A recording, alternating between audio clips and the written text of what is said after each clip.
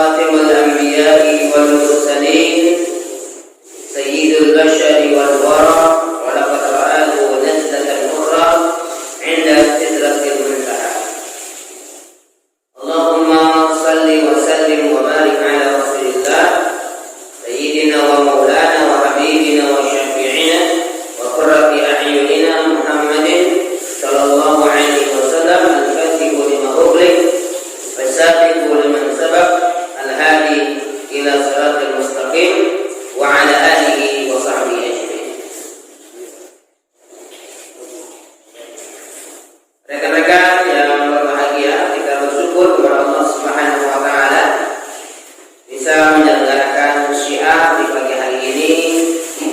Semoga Allah Subhanahu wa taala melimpahkan keberkahan kepada kita semua sehingga hari-hari kita akan dipenuhi dengan kebaikan-kebaikan, baik kebaikan yang sifatnya manfaat duniawiyah maupun terlebih aktivitas yang akan menjadi beban ukhrawiyah kita. Wa tazawwadu fa inna khairaz zadi taqwa. Berbekallah karena sebaik-baik bekal adalah ketakwaan.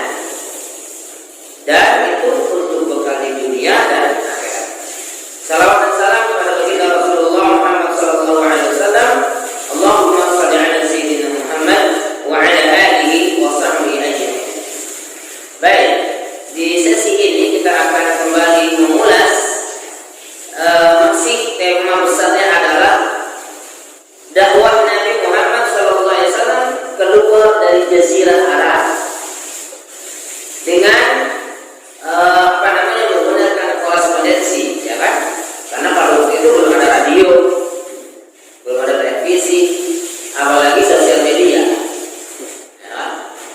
Tapi memang Nabi Muhammad SAW walaupun tidak punya Twitter, tidak punya FB, tidak punya IG, tidak punya channel YouTube, adalah yang punya subscriber terbanyak, follower terbanyak, ya, 1,7 miliar. Ya, nggak muat itu. Ya, nah, istilahnya itu kalau semuanya komentar itu nggak muat. Berhari-hari bisa bacanya. Sama seperti kita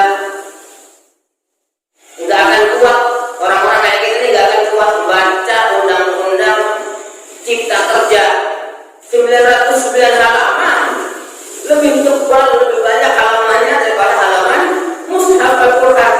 Mushaf Al-Quran halaman 604 halaman, banyak yang belum selesai bacanya, ya kan? Gimana dengan undang-undang cipta kerja? Maka luar biasa, ya kan? Kalau ada yang mencermati, ya kan, baris per baris, kata per kata, kemudian menemukan celah-celah yang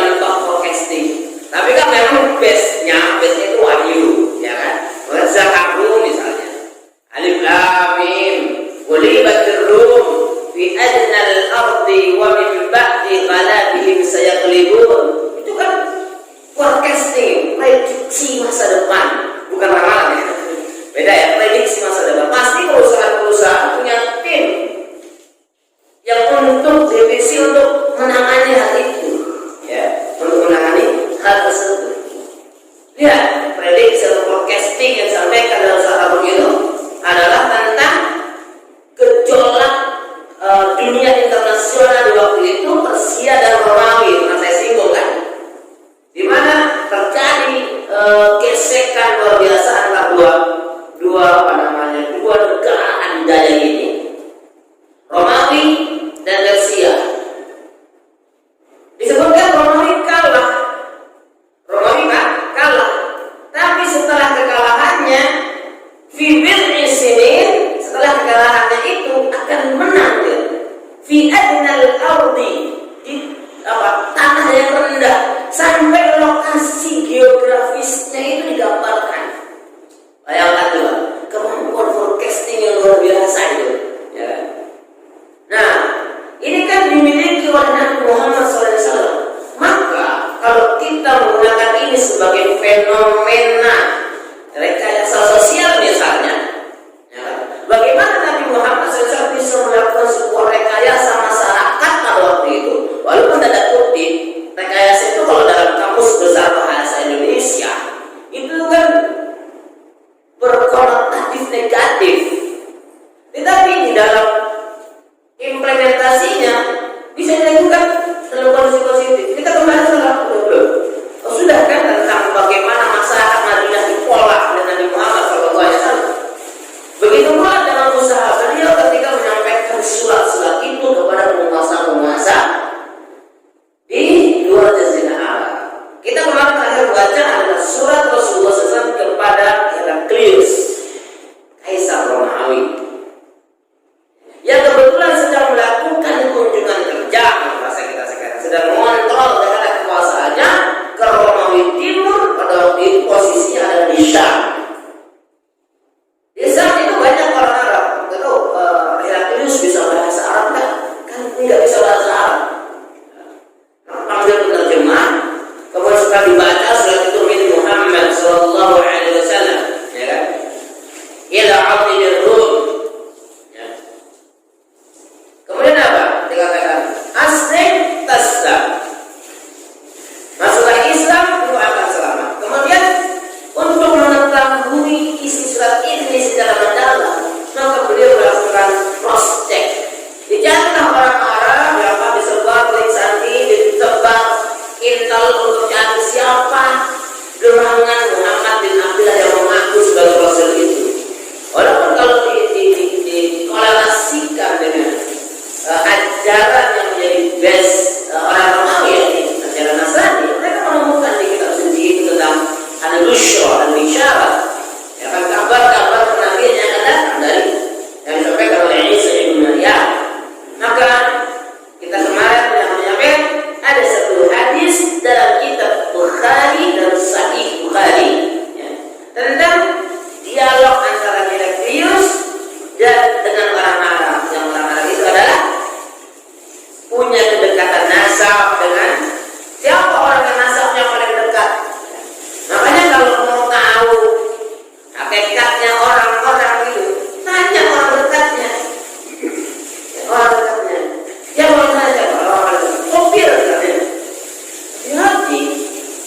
Sopir itu punya rahasia banyak terhadap orang-orang yang pernah dia sopirin.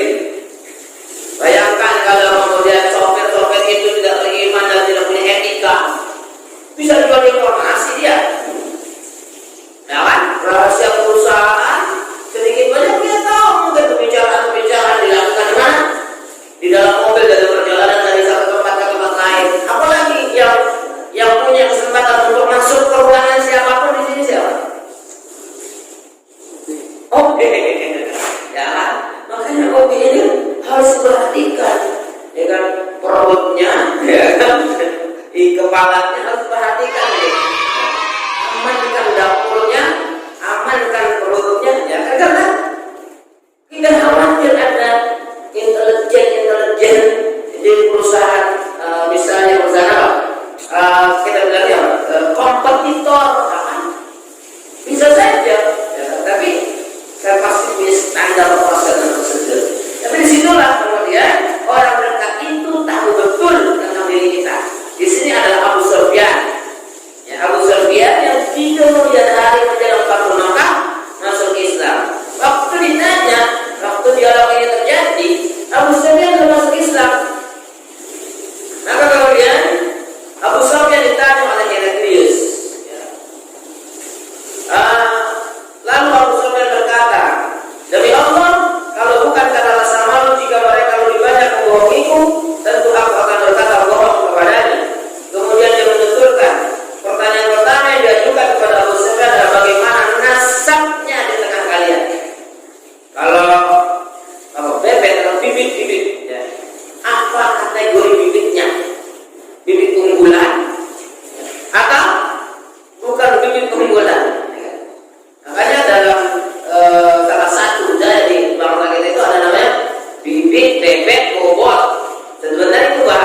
hadis.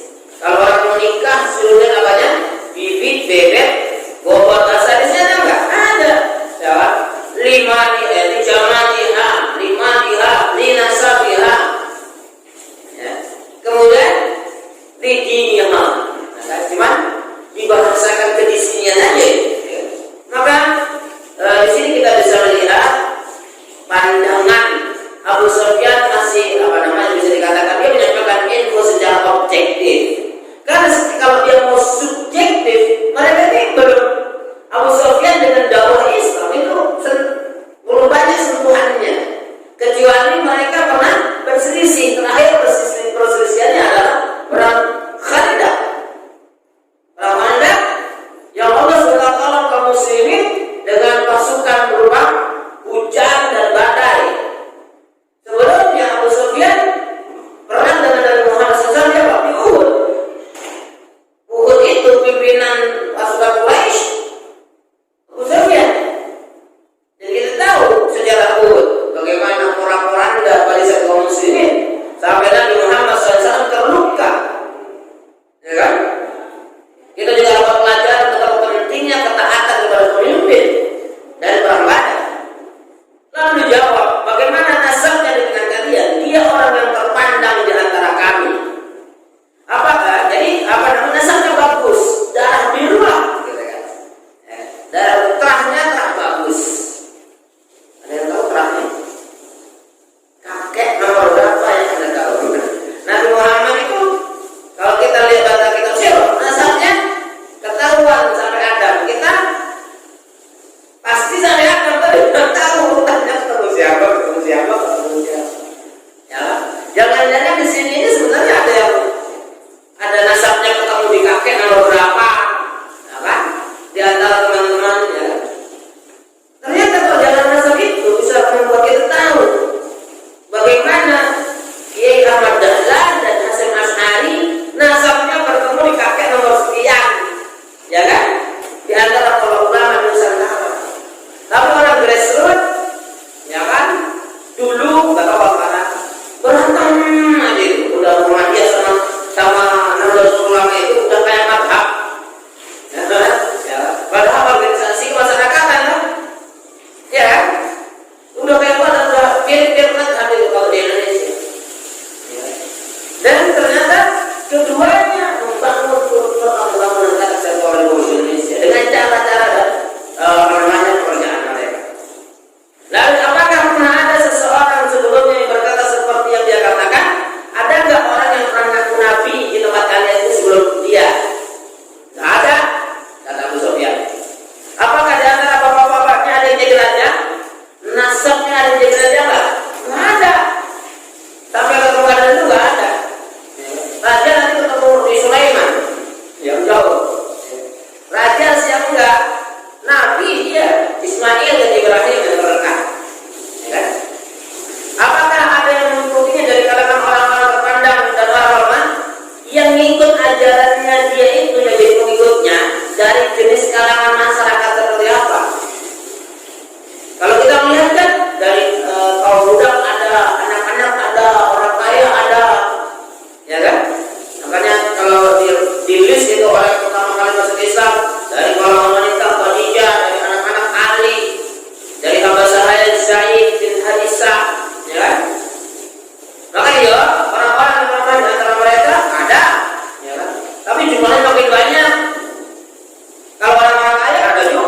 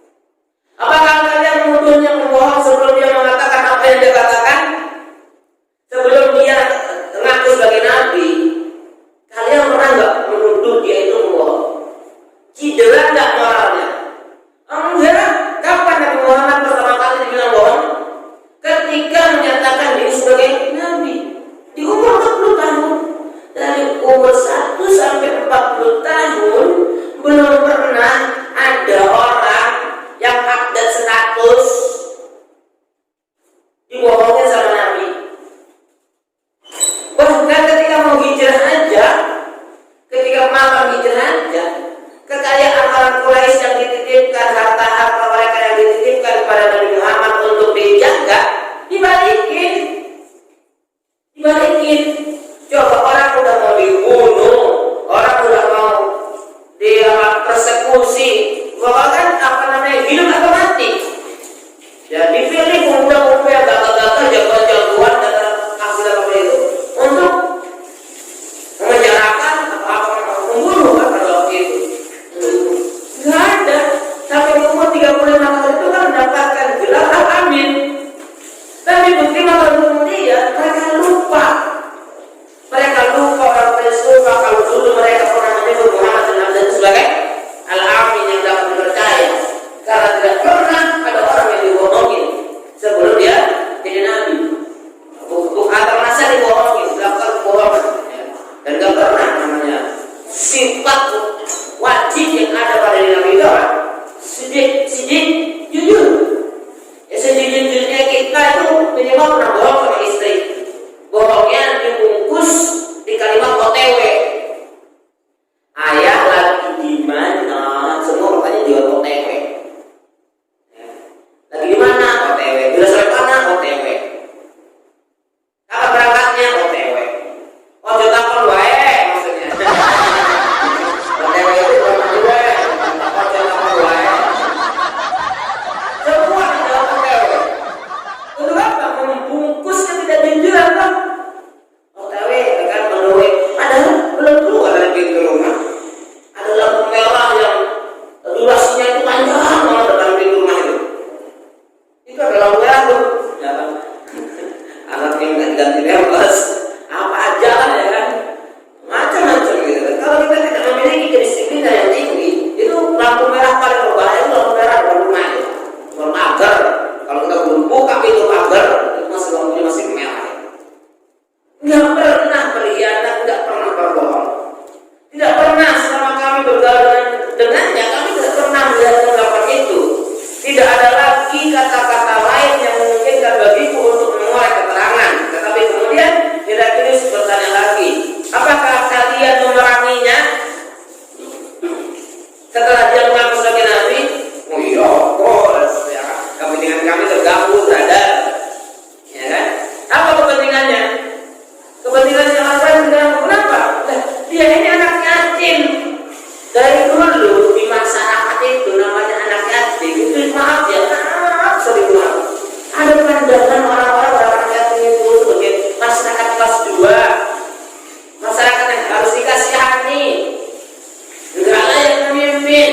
Nah tiba-tiba kita jadi nabi, omnya, tantenya, orang-orang kaya, ya kan harus ya, mendengarkan apapun fituah dan arahan yang disampaikan oleh Muhammad Sallallahu Alaihi Wasallam setelah mendapatkan wahyu. Ini berat, berat. Mak banyak yang nggak kuat, pamannya Abu Thalib nggak sempat bersyahadat kecuali karena mendapatkan cahaya yang disebut dengan apa? Hidayah taufik. Ada pamannya masih Islam, Abbas.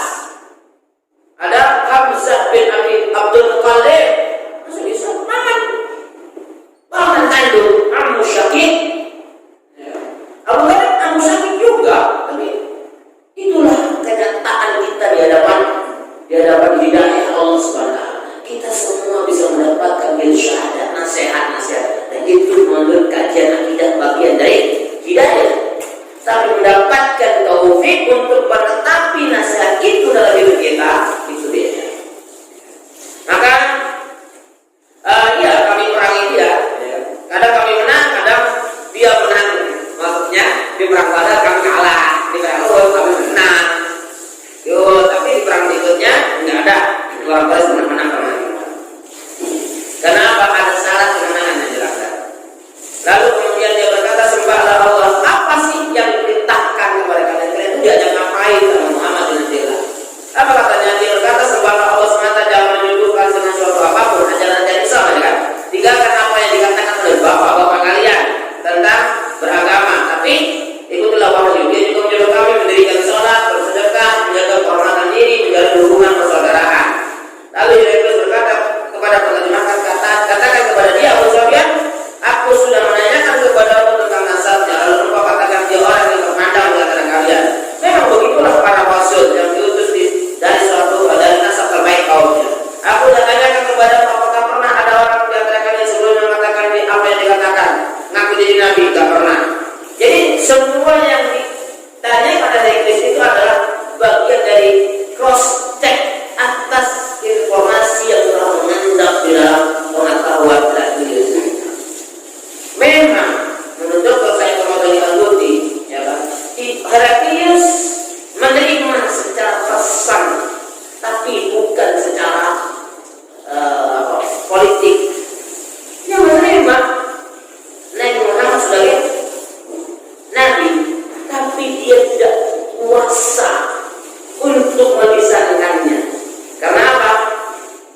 kalau